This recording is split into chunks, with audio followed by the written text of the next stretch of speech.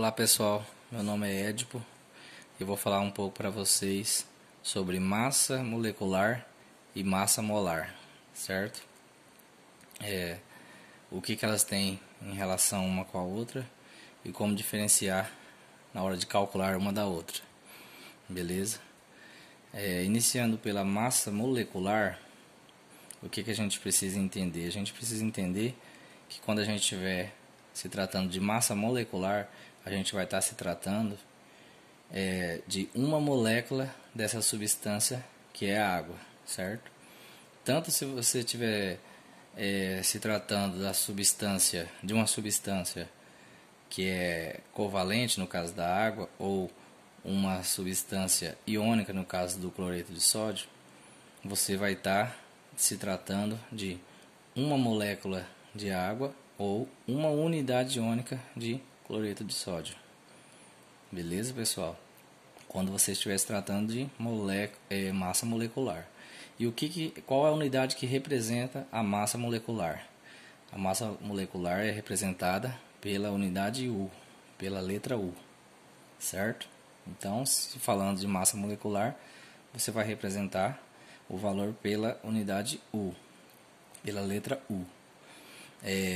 Agora, passando para massa molar, quando você estiver falando de massa molar, você vai estar se referenciando com a constante de Avogadro, certo? Ou seja, com esse número de 6,02 vezes 10 a 23, que é o número que significa a constante de Avogadro. Vamos lá, como assim? Quando você estiver falando da massa molar, você não vai estar falando apenas de uma molécula de água, da substância água, você não vai estar tratando apenas de uma molécula, você vai estar se tratando de 6,02 vezes 10 a 23 moléculas de água, certo? Da mesma forma para o cloreto de sódio, você não vai estar se tratando apenas de uma unidade iônica de cloreto de sódio, você vai estar se tratando de 6,2 vezes 10 a 23 unidades iônicas de cloreto de sódio, certo? Então aqui que está a grande diferença. E também, para você diferenciar isso, a unidade que representa a massa molar é gramas por mol. Quando você estiver se tratando em gramas por mol, você já sabe que você vai estar se tratando de massa molar. Se você estiver se tratando com a unidade U, você vai saber que você está calculando massa molecular. Beleza? Então vamos ver como é que a gente calcula isso. Tanto para você calcular a massa molecular quanto para você calcular a massa molar, você precisa da fórmula do composto, certo? Da fórmula da substância, e você precisa também da massa atômica dos elementos, certo? Quanto vale cada massa atômica de cada elemento que vai estar nessa substância, nesse composto. Como assim? Vamos fazer um exemplo aqui mais simplesinho, que é a substância água, composto água. Temos aqui a fórmula do composto, né? A fórmula da água, e temos aqui também quanto vale cada átomo desse composto. Por exemplo, o hidrogênio vale 1, tem a sua massa atômica no valor de 1, e o oxigênio tem a sua massa atômica no valor de 16, certo? E como que a gente calcula a massa molecular desse composto?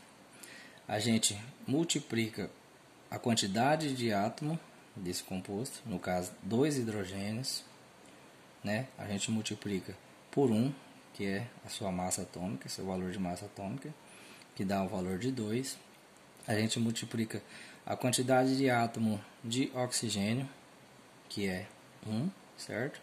Vezes o seu valor atômico, que é 16, que dá um total de 16. Agora a gente vai fazer a segunda parte para chegar ao resultado do cálculo, que é a somatória desses dois valores, beleza?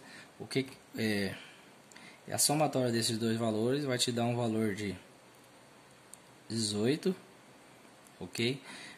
Esse valor, ele te diz o que? Esse valor te diz que a massa molecular dessa substância é 18, certo?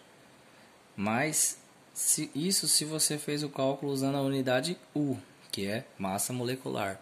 Se você fez o cálculo usando a unidade de gramas por mol, certo?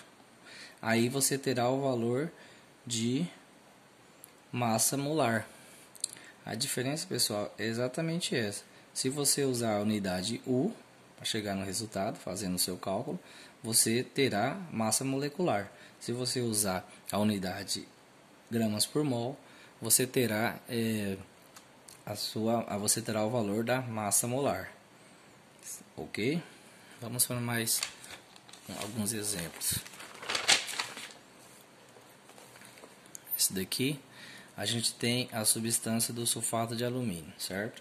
A gente tem a fórmula do composto, essa aqui, e a gente tem os valores, né, atômico de cada elemento. No caso, o alumínio, o valor da sua massa atômica é 27, enxofre 32 e o oxigênio, que o valor da sua massa atômica é 16. Como que a gente vai chegar no valor da sua massa molecular? Multiplicando cada átomo de alumínio pela sua massa atômica, no caso 2 por 27, certo? Dá um total de 54.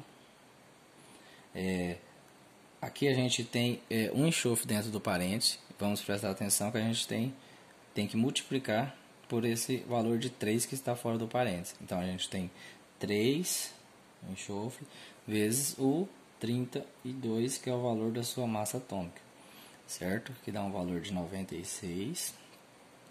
E por fim a gente tem o oxigênio, 4 dentro do parênteses e 3 fora. Então 4 vezes 3, 12, vezes o seu valor da massa atômica, que é 16. Dá um total de 192, certo? A segunda parte, para descobrirmos a massa somatória desses três valores, certo? Que dá um total de 342. Da mesmo jeito, se você usar a unidade U, você terá a massa molecular, né, da substância sulfato de alumínio, ou se você usar a unidade gramas por mol, você terá o valor da massa molecular dessa substância, certo? Vamos aqui para mais um exemplo que a gente tem que prestar atenção. Da mesma forma que o exemplo anterior, a gente tem aqui a substância, que é o ácido acético. A gente tem os valores da massa atômica de cada elemento, no caso do carbono 12, hidrogênio 1 e oxigênio, que é 16. A gente vai multiplicar a quantidade de átomo vezes o seu valor atômico, da massa atômica, certo? Que dá um total de 24. Aqui a gente vai calcular do hidrogênio, que dá um total de 4. 4 hidrogênio vezes 1, dá um total de 4. E por último, o oxigênio, temos 2 átomos de oxigênio vezes o valor da sua massa atômica, que é 16, dá um total de 32. Em seguida, vamos fazer essa somatória desses valores, que vai nos dar um valor de 24 mais 28, 60, certo? Se você usar a unidade U, você terá o valor da massa molecular, ou se você usar a unidade gramas por mol, você terá a sua massa molar. Beleza, pessoal? Era isso que eu tinha que trazer para vocês. Fazer cálculo da massa molecular e da massa molar, que não é um cálculo difícil de fazer.